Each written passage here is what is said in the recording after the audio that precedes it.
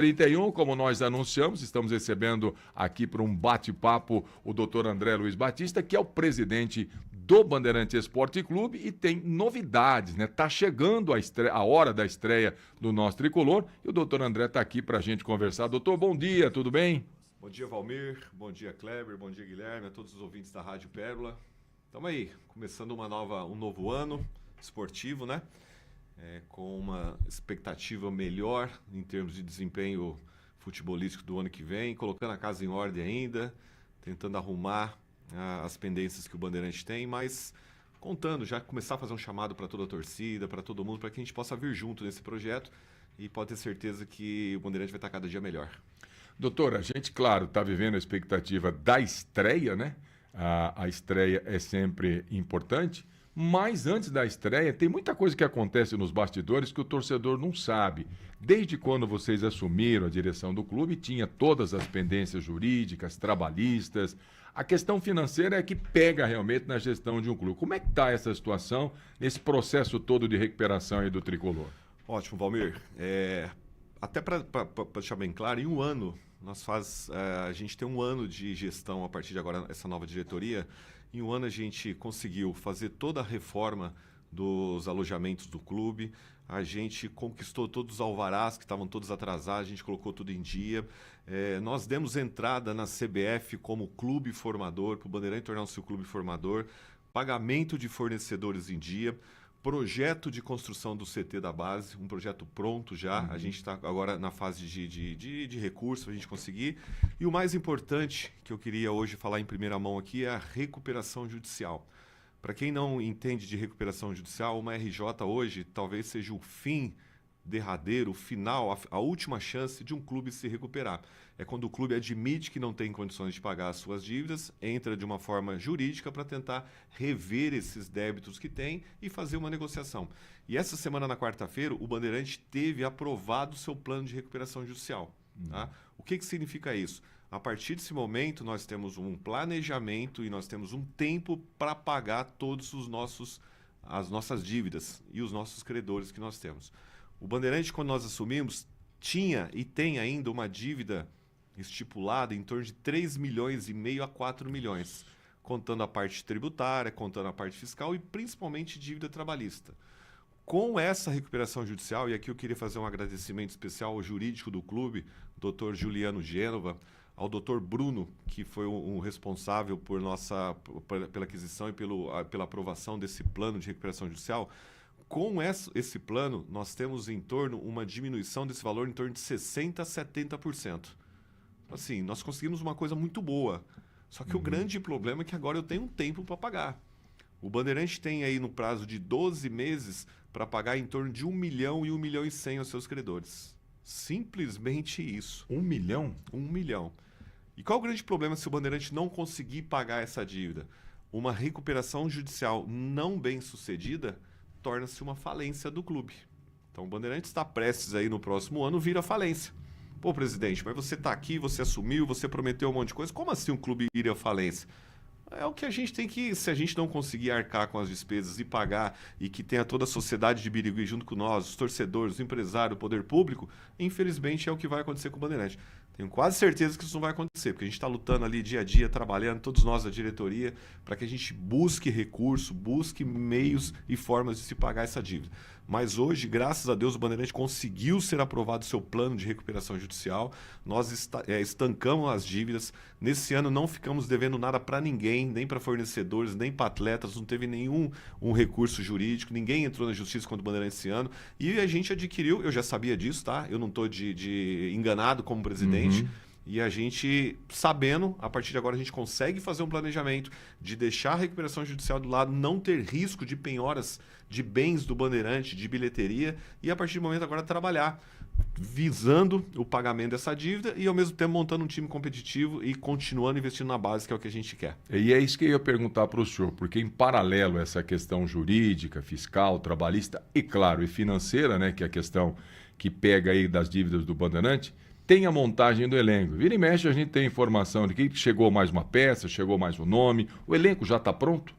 O elenco hoje está dentro do nosso planejamento. ele está completo pelo que a gente planejou. Tá? Nós estamos hoje com 22 jogadores contratados, mais 7 ou 8 meninos que subiram da base, que estão no time principal agora como lista B.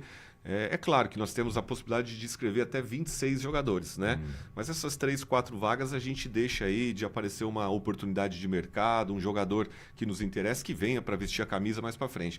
Mas em termos de planejamento, ao contrário do ano passado que a gente pegou em cima da hora, o Bandeirante está treinando desde novembro já, faz já aí quase um mês de treinamento, com a comissão técnica montada, jogadores escolhidos por um planejamento através de análise de performance. Nós temos o Lucas, que ele é um analista de desempenho, o nosso professor Luiz Carlos Martins, é um treinador extremamente renomado, o cara tem 21 acessos, é o que entende tudo dessa divisão.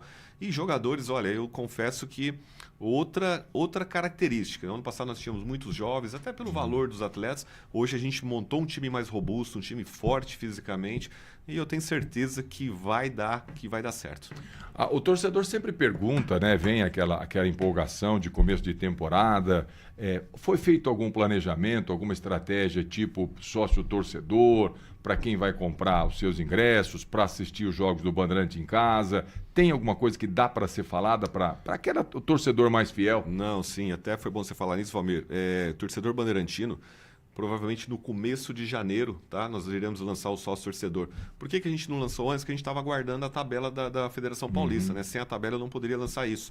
Mas nós faremos, igual o molde do ano passado, sócio-torcedor, a partir de janeiro, para comprar os ingressos, comprar a camisa, para que a gente possa ajudar, para que a gente possa estar todo mundo junto. Mas isso vai acontecer sim, o planejamento na primeira semana de janeiro. Aí nós vamos ter janeiro inteiro para que as pessoas procurem o Bandeirante e se tornem um sócio-torcedor. A gente sabe que esse ano de 2026, o calendário do futebol ele é diferente, porque tem Copinha, Paulistão e Brasileirão, tudo começando agora em janeiro. Tem a Série A3, a Série A2, acho que a Série A4 também, não sei. Todo mundo começando agora em janeiro. Como é que está o planejamento dos jogos do Bandeirante em casa? Porque para não ter choque, porque a gente tem televisão a toda hora com grandes jogos. Agora o Campeonato Brasileiro já começando. A estreia está confirmada para o dia 24, é isso? 24, né? 24 de janeiro. Isso. 7 da noite. Valmir, o que foi a preocupação da gente? É claro que a bilheteria faz parte do planejamento e eu preciso, torcedor bandeirantino, eu preciso de uma bilheteria forte, que todo mundo vai apoiar o clube, que isso faz parte do nosso planejamento para conseguir pagar as despesas que vai acontecer. A diretoria pensou primeiramente no bem-estar do torcedor. Não sei se vocês lembram, ano passado, o jogo de estreia nosso foi 4 horas da tarde no domingo, estava um calor insuportável. Quem estava na geral, principalmente, não conseguia sentar de tão quente. Então, assim, houve muitas reclamações, faltou água, mas principalmente o sol, o calor. Então, a gente buscou algumas alternativas, ouvindo torcedores, ouvindo a comissão técnica, que é importante a gente fazer um planejamento em cima dos jogos que vão acontecer. Por exemplo, eu tenho um jogo aqui em Birigui, semana que vem eu vou viajar lá para São Bernardo do Campo. Não dá para eu fazer um jogo domingo à noite para jogar na quarta. Então a gente antecipa para sábado, para ter um dia mais de preparação.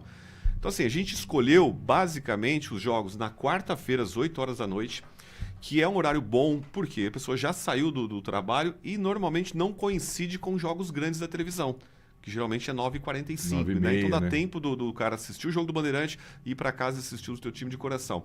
E sábados às 7 horas da noite, que eu acho um horário muito bom também. As pessoas no ano passado aderiu bastante a esse horário, mais fresco, as pessoas não têm um compromisso do trabalho no sábado, geralmente não vão estar trabalhando, e eu acho que aí a gente consegue atrair mais torcedores, atrair mais pessoas, atrair mais famílias, para que a gente possa fazer uma festa bonita. O estádio está pronto? Como é que está a situação do Pedrão? O estádio está ficando pronto, tá? Em termos de alvará, em termos de licença, isso está tudo certo, né? Agora tem as renovações. Em termos de estrutura, estamos com um probleminha na iluminação que a gente está resolvendo, junto com a prefeitura, que está de certa forma, nos apoiando. A gente tem um projeto para trocar toda a iluminação, colocar a iluminação de LED. Só que eu preciso mais do poder público, eu preciso mais. O Pedro Marim Berbel, ele é um estádio sobre concessão para o Bandeirante, mas ele é um bem público. A gente tem que deixar bem claro isso. E dentro da concessão está dizendo que o poder público ele pode criar melhorias dentro do estádio. Não é porque é do Bandeirante, o Bandeirante está cuidando, mas que o poder público não pode fazer isso. Conversando com a prefeita Samanta, ela está ciente disso, ela está me ajudando, ela está tentando buscar alternativas também. Vamos ver se a gente consegue resolver tudo isso a tempo da estreia.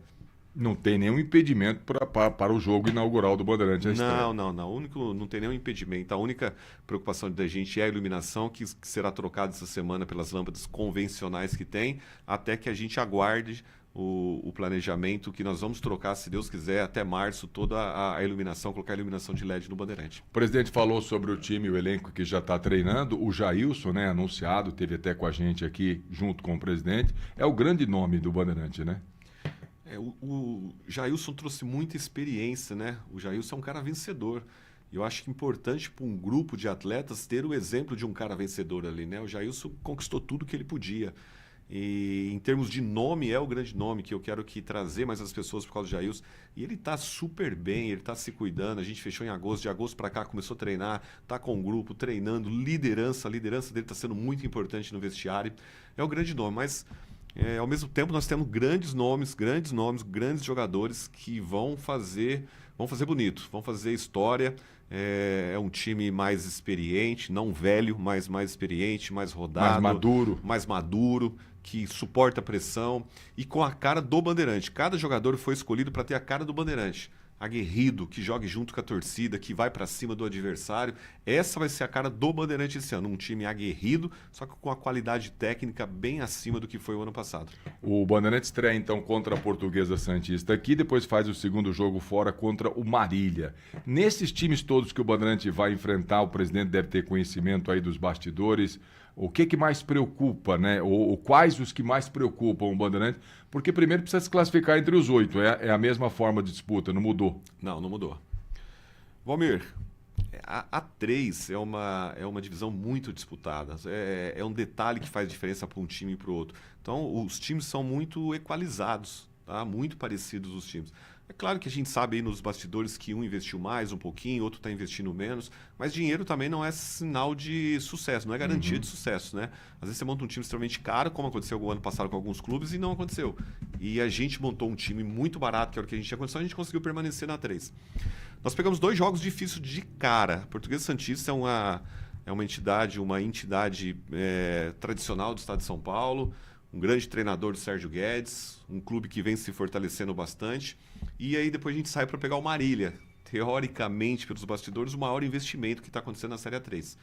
Mas eu tenho certeza, Valmir, que todo mundo que vai pegar o Bandeirante também está com a mesma preocupação que a gente está em relação aos adversários. Hoje eu tenho certeza que pelos bastidores, todo mundo que sabe que vai enfrentar o Bandeirante fala, poxa vida, peguei uma pedreira logo de cara. Essa é a realidade, Valmir. Na verdade, a gente sabe que há um certo equilíbrio com um ou outro, como o presidente disse, com um pouco mais de investimentos e com um pouco mais de recursos. Mas acho que a primeira grande objetivo é se classificar entre os 8, porque depois pode haver mais contratações, né? Nós traçamos 4 objetivos. Na primeira conversa minha com o grupo, 4 objetivos. O primeiro objetivo é fazer uma pontuação para não cair. O segundo objetivo é classificar entre os 8. Parece uma besteira, mas a gente tem que ir de passo a passo. O terceiro objetivo é o acesso. E o quarto objetivo é ser campeão. Então a gente planejou entre a comissão e os jogadores, nós vamos buscar objetivo por objetivo. O primeiro objetivo é não cair. É muito igual essa série. O segundo é classificar entre os 8. Se você me perguntar hoje, presidente, mas e aí? Me fala aí o que você está achando do clube, o que você está achando que está fazendo? Nós iremos classificar entre os 8. Nós iremos brigar para classificar. Esse é um passo que está definido. Que está definido na minha cabeça. Montando um time para classificar entre os 8. E aí depois, meu amigo, é colocar o Pedrão para ferver a pedroneira, colocar 7, 8 mil pessoas lá dentro, fazer pressão. Aí eu acho que ninguém segura o Bandeirante. Se nós conseguirmos passar dessa fase, que é classificar entre os 8, com um time cascudo, um time técnico que a gente está montando, eu acho que a chance de ter um acesso é muito grande. É difícil, mas hoje eu acredito muito mais do que eu acreditei o ano passado, porque eu tive tempo de trabalhar. É aquilo que eu falei, o ano passado não dava para cobrar do presidente, porque o que nós tínhamos era aquilo. E nós tínhamos, as nossas cotas estavam todas bloqueadas. Hoje, eu estou atuando e estou competindo de igual para igual com todas as outras 15 equipes. Então, qualquer coisa que der errado hoje é o presidente que não soube montar o time. Tá? E podem cobrar isso. E nós vamos montar um time competitivo e nós vamos classificar entre os 8 e a gente vai brigar para subir. A amostra foi o amistoso contra a Votuporanguense? Fizemos um amistoso quarta-feira lá em Votuporanga com um forte time da Votuporanguense. Claro que jogo treino não é uma realidade total. Mas é uma amostra, né? É uma amostra. Você fica assim, não me preocupa o resultado, não importa, o que eu quero é que o time se prepare. Poxa, mas se a gente ganhar de 1-0 do Votuporanguense lá na casa deles, tendo volume de jogo, encarando de igual para igual, um dos times mais fortes da A2, pode ter certeza que foi ficamos todos contentes, aliviados, o clima tá bom, o clima tá diferente, vitória sempre é normal, sempre é bom, né? E na segunda-feira a gente vai disputar... Tem outro amistoso segunda-feira? E segunda-feira a gente joga contra o Penapolense às 10 horas da manhã lá em Penápolis. Aí já é outro lado da tabela, né? Um time de A4. E onde nós vamos ter que dominar, ter mais posse de bola, mostrar uma força maior. E aí eu quero ver como que o time vai se comportar. Mas eu estou muito confiante. Legal. Conversamos com o presidente do Bandeirante Esporte Clube, doutor André. Detalhes importantes, preparação, já estamos caminhando aí para esses dias que antecedem. Então, no começo de janeiro, só para recapitular, lançamento aí do sócio-torcedor. Lançamento do sócio-torcedor, né, que nós vamos divulgar nas nossas redes sociais. Provavelmente será dos mesmos moldes do ano passado. Nós lançaremos uma terceira camisa exclusiva para sócio-torcedor, com vendas de ingressos, com algumas prioridades. E é super importante o clube já ter uma receita de cara, o clube já ter o sócio-torcedor, para que a gente possa conseguir montar um time de uma forma e com uma receita mais adequada. Isso é importante. Pode falar. Eu queria, Valmir, eu queria só, para a gente encerrar, eu sei que é um monte de nomes para eu falar, mas eu queria falar cada empresa que está ajudando o Bandeirante. Vamos lá. Tá? Eu acho super importante. Empresas que abraçaram o projeto desde o ano passado, algumas novas esse ano, mas são essas empresas que está fazendo o Bandeirante estar em pé hoje. Tá? Empresário de Birigui, empresário que tem alguma afinidade com o Bandeirante, ou empresário que tem um monte de funcionários que adoram o Bandeirante, vem ajudar o Bandeirante. O Bandeirante é uma entidade de Birigui, faz parte da cultura de Birigui, nós precisamos muito de todos estarem juntos. Nós temos exemplo, todo mundo chega em mim, Valmir, e fala, pô, presidente, vocês têm que fazer igual o Mirassol. Claro que eu quero, como exemplo, seguir o exemplo do Mirassol, mas eu preciso de apoio. A diretoria, nós estamos tirando o que há de mais precioso na vida da gente, que é o tempo e a dedicação. Só que sozinho a gente não vai conseguir. Então, a chance de ter empresários junto, o poder público junto e o clube junto, de fazer Birigui referência através do Bandeirante, igual virou Mirassol, São José do Rio Preto vai criar um aeroporto internacional agora por causa do futebol de Mirassol, cidade de 60 mil habitantes. Nós temos 130 mil habitantes em Birigui. Então é importante que a gente compre essa ideia, são pessoas sérias trabalhando, empresário de Birigui, vem nos ajudar, que eu acho super importante. Queria fazer um agradecimento à Sicredi, à ITB, à Tecol, à Bodor, Supermercado Bandeirante, Procárdio, Via Mix, JCV Empreendimentos, Birimax, Frutidelis, Fácil Seguradora, Via Certo, Senhor das Carnes, Nilmac, Nilfer, Relojoaria Pérola, Farmalar, Pérola Hub, Ovo Forte, Lago Azul, Topseg, Rodocerto, Guaraná Paulistinha, 3net, Birigrãos e à frente. É repetitivo, parece que é muito longo a gente falar cada um, mas é importante a gente falar de cada um desse patrocinador que está ajudando com um pouquinho. Opa, não precisa chegar demais. Muito lá e dar muito, achar que vai desonerar a sua empresa por causa disso. E eu queria fazer um detalhe, Valmir, que eu quis citar todos essas empresas. Você reparou que não tem uma empresa calçadista no meio no meio dessas empresas todas? Atenção, empresário calçadista, meus amigos, pessoas que gostam do Bandeirante. Bandeirante está precisando de vocês. Simbi, alô Simbi. Birigui é a capital do calçado. Nada mais justo do que a gente fazer essa parceria para que a gente possa desenvolver mais Birigui através do Bandeirante. Nós temos exemplo no Mirassol. Então, eu só queria deixar não é um desabafo, é um alento para que a gente possa... É um pedido também, Um pedido aos meus amigos empresários, aos meus amigos calçadistas. O Bandeirante precisa de vocês mais do que nunca. Eu sei que sempre ajudou, não custa nada voltar a ajudar novamente. Obrigado, doutor, pela presença aqui. A gente continua acompanhando. Volta depois para lançar o sócio-torcedor. Abraço. Obrigado, Valmir. Obrigado a todos os ouvintes da Rádio Pérola aí, tá? Doutor André Luiz